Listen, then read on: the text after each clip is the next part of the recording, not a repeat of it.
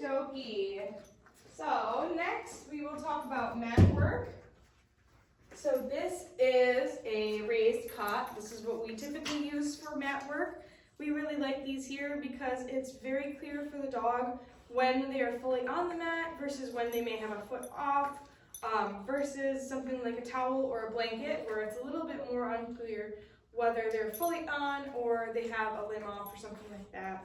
However, you can use anything that you want that is approximately this size and shape. It does not need to be raised. It can be a regular dog bed. It can be a blanket or a towel, whatever you want, as long as it is unique from anything else that he may see in your house. Especially, I want to make sure that it's nothing like things that are always on the ground. I want this to be very unique and something that only comes out when I am wanting him to be on it. I don't want him to ever be confused about whether I want him on it or not. When it's down, I want him to choose to be on it and stay on it no matter what. However, whenever we are ready, I'm just going to place it on the ground. And he should pretty immediately magnetize towards it and get right on there and get situated. And then we're just going to take our treat high all the way down, pretty slow, all the way down to the mat and feed him on the mat. So then once he's on the mat, we should be able to do whatever it is that we need to do, be that fold laundry, do dishes, whatever. And I'm not expecting him to sit on the mat or lay down on it. He can do whatever it is that he wants to do on there. However, I am going to still give him those treats low and slow all the way down. And eventually he's going to decide that it's not worth his time to keep getting up. And I'm going to reward any signs of relaxation. So if he were to flop his hip or yawn or shake off or anything like that, I am going to reward that.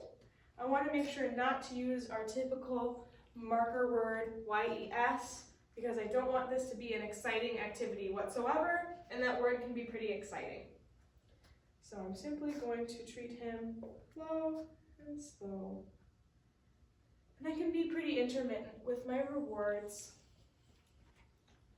And I should be able to now open a door while he stays on the mat and reward him. I'm going to give you a little bit more of an angle here.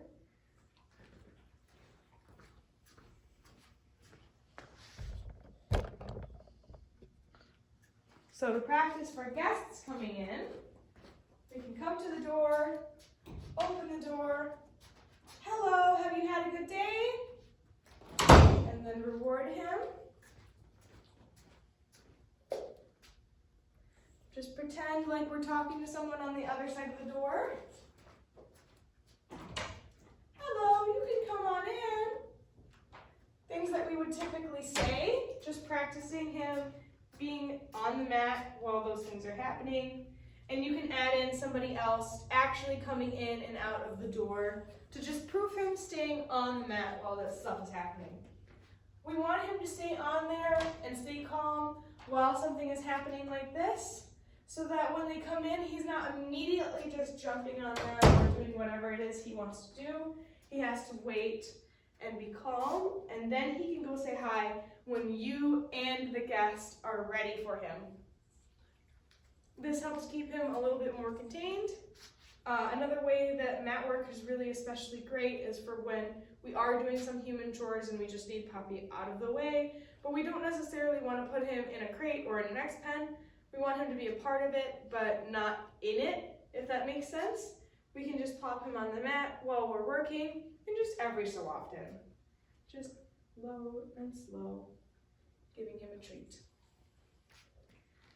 And whenever we are ready to let him off the mat, we are just going to say, okay, and toss a treat for him to go get.